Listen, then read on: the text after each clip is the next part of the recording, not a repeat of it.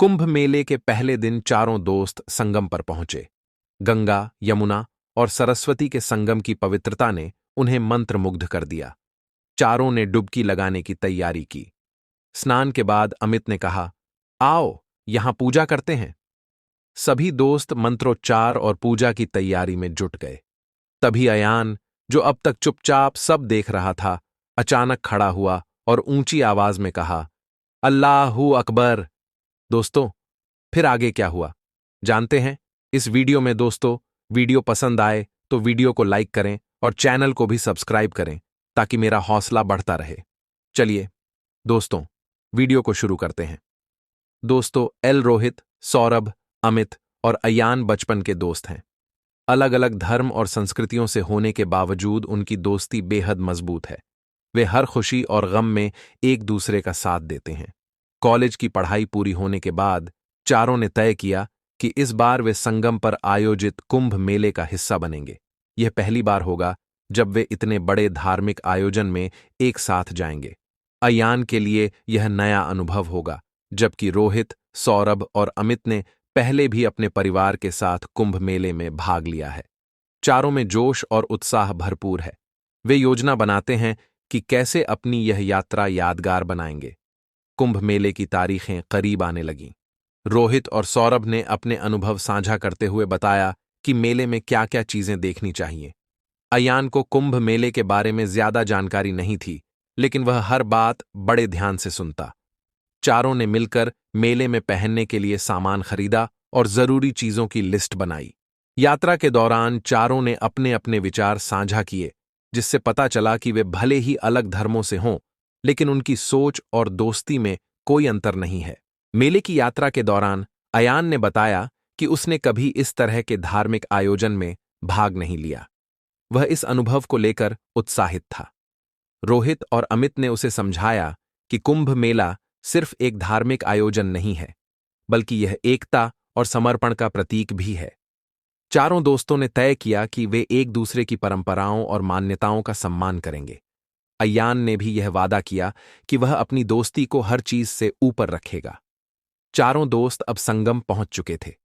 अमित ने कहा, अयान, आज तुम्हें ऐसा अनुभव होगा जो जिंदगी भर याद रहेगा। संगम की भीड़ और पवित्रता देखकर अयान अभिभूत हो गया। उसने महसूस किया कि यह मेला सिर्फ एक आयोजन नहीं, बल्कि आस्था और विश्वास का सजीव उदाहरण है। उसने मन ही मन तय किया कि वह यहां से कुछ ऐसा सीखेगा जो उसकी जिंदगी को और बेहतर बनाए। पहले दिन चारों दोस्तों ने संगम स्नान करने का फैसला किया। वे सुबह जल्दी उठे और गंगा के पवित्र जल में डुबकी लगाई। अयान ने पहली बार महसूस किया कि यह सिर्फ एक परंपरा नहीं, बल्कि आत्मा को शुद्ध करने का तरीका है। स्नान के बाद चारों ने मेला घूमने का निर्णय लिया। चारों दोस्त विभिन्न झांकियों, साधुओं और धार्मिक आयोजनों को देखकर हैरान थे। अयान हर चीज को बड़े ध्यान से देख और समझ रहा था। अयान ने महसूस किया कि संगम पर विभिन्न धर्मों और संस्कृतियों के लोग एक साथ आए हैं। उसने अपने दोस्तों से कहा, यहां हर कोई अपने अपने तरीके से ईश्वर को याद कर रहा है, लेकिन सबका उद्देश्य एक ही है, शांति और मोक्ष की प्राप्ति। रोहित ने हंसते हुए कहा, बिल्कुल सही, यहां धर्म के नाम पर कोई भेदभाव नहीं है। मेले में घूमते हुए चारों दोस्तों ने देखा कि लोग गंगा, यमुना और सरस्वती के संगम स्थल पर पूजा कर रहे थे। अमित ने अयान को समझाया, यह संगम 3 नदियों का मिलन है, जो आत्मा, शरीर और मन के मिलन का प्रतीक है। अयान ने सिर हिलाते हुए कहा, यह सब देखकर लगता है कि धर्म लोगों को जोड़ने के लिए है, तोड़ने के लिए नहीं। चारों ने तय किया कि वे मेले के हर हिस्से को देखेंगे।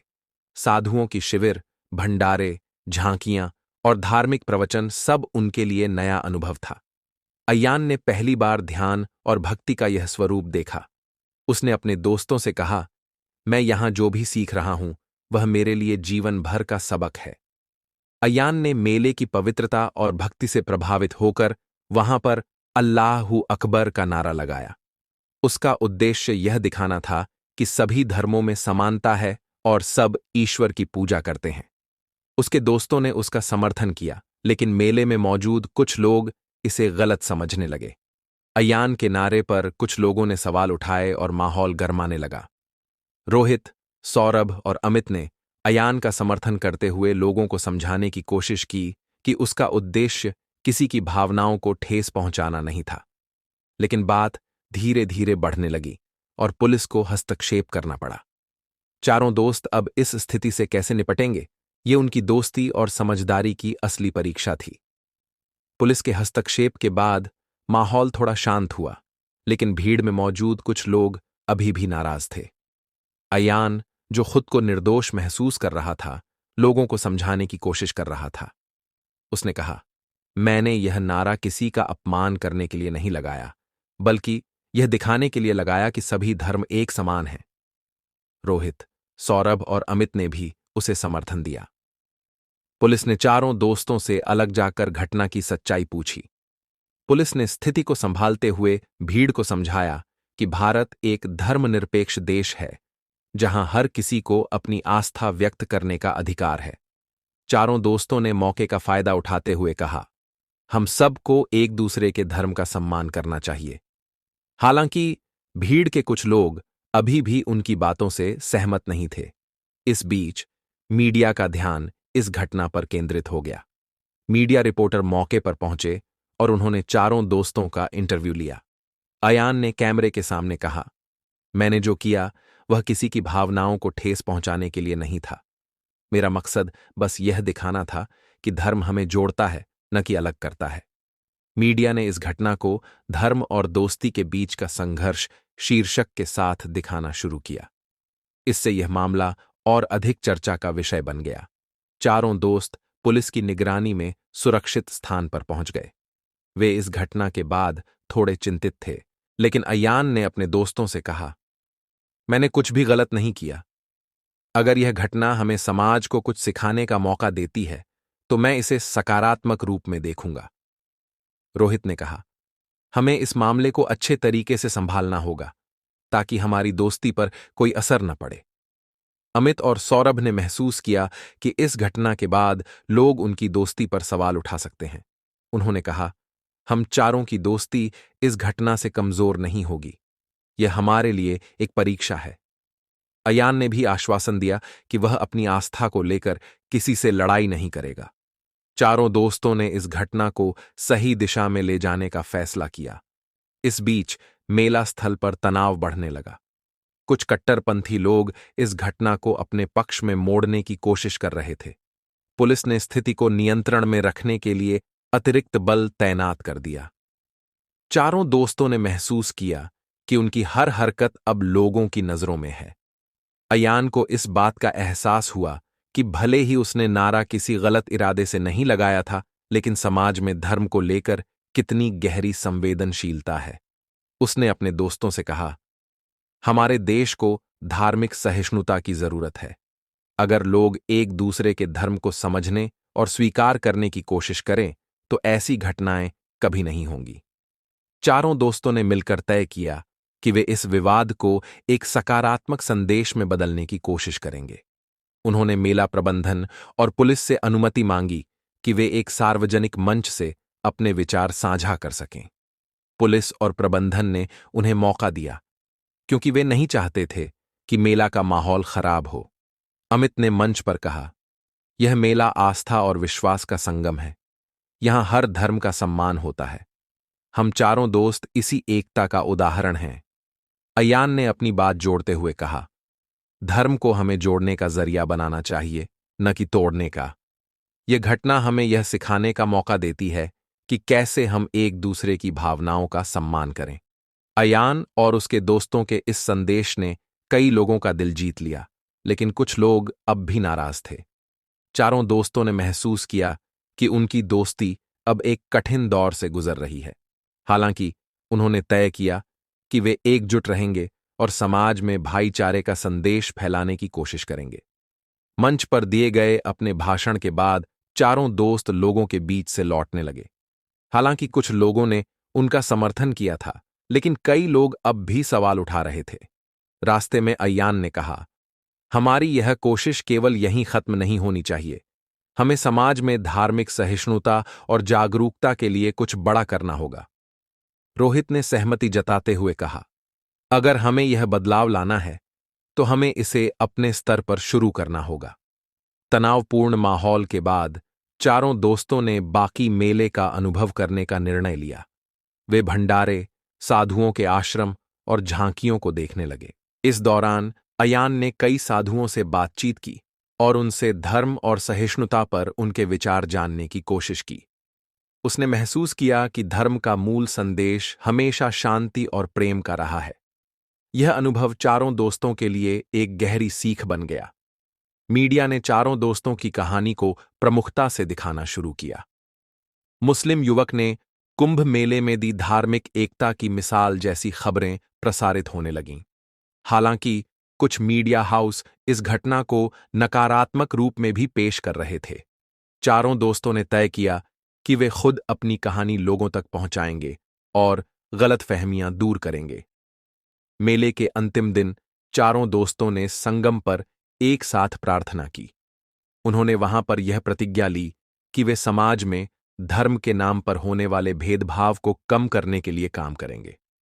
रोहित ने कहा, हमारा देश विविधता का देश है और अगर हम इसे सही दिशा में ले जाएं तो यह दुनिया के लिए मिसाल बन सकता है। मेले से लौटने के बाद चारों दोस्तों ने सोशल मीडिया पर एक अभियान शुरू किया।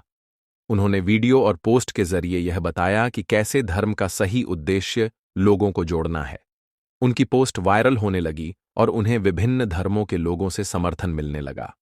यह अभियान लोगों के बीच जागरूकता फैलाने का एक बड़ा जरिया बन गया। चारों दोस्तों की कहानी अब एक प्रेरणा बन चुकी थी। वे विभिन्न जगहों पर जाकर अपनी कहानी सुनाने लगे। स्कूलों, कॉलेजों और सामाजिक मंचों पर उन्होंने बताया कि कैसे उनकी दोस्ती ने धर्म की सीमाओं को पार किया। अयान ने एक बार कहा, धर्म इंसान को बेहतर इंसान बनाने के लिए है, न कि उसे दूसरों से अलग करने के लिए। एक बार उन्हें एक धार्मिक सम्मेलन में आमंत्रित किया गया। वहां उन्होंने धार्मिक सद्भावना पर चर्चा की। विभिन्न धर्मों के नेताओं ने उनकी बातों का समर्थन किया। सम्मेलन के अंत में चारों दोस्तों ने कहा, अगर हर इंसान दूसरों के धर्म को समझने और उसका सम्मान करने की कोशिश करे तो दुनिया में शांति स्थापित हो सकती है। धीरे धीरे उनके प्रयासों का असर समाज पर दिखने लगा। लोग उनकी बातों को सुनने और समझने लगे। अयान के नारे अल्लाहू अकबर का अब वही अर्थ निकाला जा रहा था जो उसने सोचा था, ईश्वर महान है। रोहित ने कहा, अगर हमने थोड़ी कोशिश से यह बदलाव ला सकते हैं तो मिलकर बड़े बदलाव भी संभव हैं। समय बीतता गया, लेकिन चारों दोस्तों की कहानी लोगों के दिलों में बस गई। उनकी दोस्ती अब प्रेरणा का स्रोत बन चुकी थी। अयान, रोहित, सौरभ और अमित ने मिलकर एक संस्था बनाई जो धार्मिक सहिष्णुता और सामाजिक जागरूकता के लिए काम करती थी। उनकी संस्था का नाम था एकता के कदम। कुंभ मेले से शुरू हुई यह यात्रा अब एक आंदोलन बन चुकी थी। चारों दोस्तों ने यह साबित कर दिया कि दोस्ती और सहिष्णुता किसी भी धर्म या विवाद से बड़ी होती है। उनकी कहानी ने समाज को यह सिखाया कि अगर हम एकजुट रहें तो कोई भी दीवार हमें अलग नहीं कर सकती। कुंभ मेला अब उनके लिए केवल एक धार्मिक आयोजन नहीं था, बल्कि जीवन को बदलने वाला अनुभव बन गया था। दोस्तों, अगर आपको यह कहानी पसंद आई हो तो वीडियो को लाइक करें और हमारे चैनल को सब्सक्राइब करें ताकि ऐसी और कहानियां आप तक पहुंचती रहें। जय हिंद, जय भारत।